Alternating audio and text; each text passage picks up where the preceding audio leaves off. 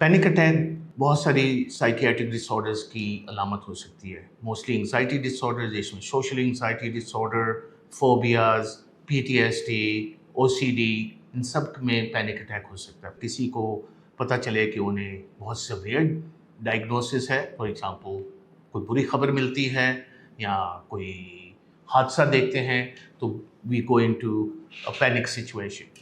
तो panic attack बहुत वजह से हो सकता है, लेकिन प्राइमरीली जो डिफरेंस है पैनिक अटैक और पैनिक डिसऑर्डर में, वो ये है कि panic attack is a result of some stressful event, लेकिन पैनिक डिसऑर्डर में जब पैनिक अटैक होते हैं तो उनकी कोई वार्निंग साइन नहीं होता. दे कम स्पॉन्टेनियसली, सिम्टम्स उसी तरह बिल्डअप होते हैं, shortness of breath, dizziness, feeling nausea, tremors, sweating etcetera.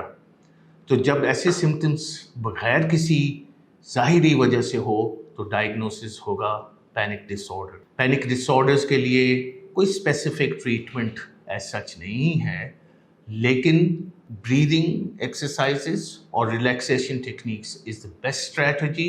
अगर कोई अंडरलाइंग डिसऑर्डर है, एंग्जाइटी डिसऑर्डर जैसे पहले मैंने मेंशन किया, social anxiety disorder, OCD, PTSD, उनकी underline biological, psychological and social treatment ज़रूरी है. जैसे ही वो डिसऑर्डर इम्प्रूव होंगे, पैनिक सिम्टम्स की अलामतें लेस फ्रीक्वेंट होंगी and life quality of life will improve. सिर्फ वेरीफाइड डॉक्टर से अपॉइंटमेंट बुक कराओ. ओला डॉक, डॉक्टर का अपॉइंटमेंट आसानी से.